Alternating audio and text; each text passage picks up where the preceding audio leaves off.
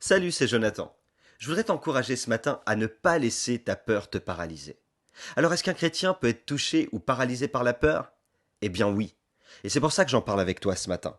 Parce que tu as deux sortes de peurs. Il y a des peurs plutôt légitimes. Ça veut dire que, par exemple, tu as été touché par un événement, par quelque chose, ça t'a marqué, et donc, naturellement, tu as peur que ça recommence. Ça arrive. Et puis, il y a des peurs illégitimes. Tu sais pas ce qu'elles font là. Elles arrivent du jour au lendemain, elles viennent, tu sais pas d'où elles sortent. Pour moi, ça, c'est une attaque de l'ennemi dans l'invisible. Évidemment, que ce soit l'une ou l'autre, légitime ou illégitime, il faut surtout pas laisser la peur s'installer et te dominer. Mais au fait, c'est quoi la peur? Tu dois savoir que la peur, c'est une émotion. Et comme toute émotion, elle peut être contrôlée et gérée. D'ailleurs, la peur, elle a souvent tendance à se manifester lorsqu'elle est face à un danger ou à une menace. Ce type de peur, c'est pas très grave, c'est pas mauvais. C'est un sentiment normal. Mais lorsque la peur te prend au quotidien, lorsque tu n'arrives plus à t'en détacher, qu'elle paralyse tes projets, ton service, tes relations, là, attention, il faut tirer la sonnette d'alarme. La Bible dit, tu trouveras ça dans Marc chapitre 6 verset 50, rassurez-vous, c'est moi, n'ayez pas peur. Alors il y a deux choix. Soit tu laisses la peur te paralyser, soit tu réagis et tu réalises que cette peur te domine et donc tu la refuses et tu la maîtrises. Franchement, j'ai vécu des peurs et des peurs très fortes. Par exemple, j'ai eu peur quand je me suis marié.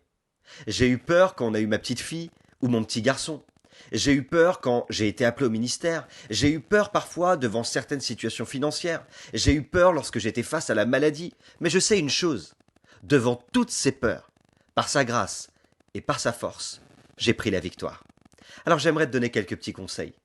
Avoir peur parfois, c'est pas la même chose que laisser la peur te paralyser.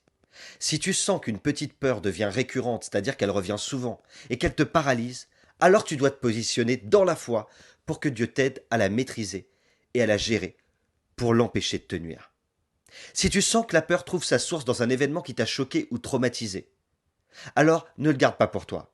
Partage ça avec ton pasteur ou avec un ami. Et ensuite, prie pour que cet événement que tu as vécu ne soit pas un obstacle à ton avancement avec Dieu.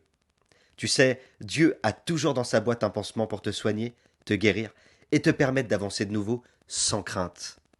Peut-être aussi qu'autour de toi, les gens ont toujours été marqués par la peur. Et que toi-même, naturellement, t'es quelqu'un de peureux ou de peureuse.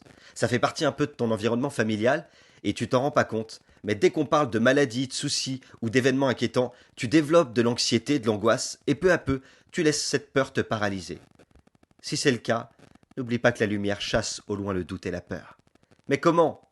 Eh bien, la priorité, c'est de prendre conscience que tu es dans cet état. Ensuite, confesse que cette émotion te nuit au quotidien et que tu n'en es pas esclave.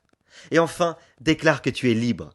Libre de toute crainte, de toute peur, parce que celui qui est en toi est plus grand et plus fort que tout ce que tu peux trouver face à toi. Alors, crois-moi, si tu es entré dans la peur, n'oublie pas que tu peux aussi en sortir, car Dieu a mis son potentiel en toi.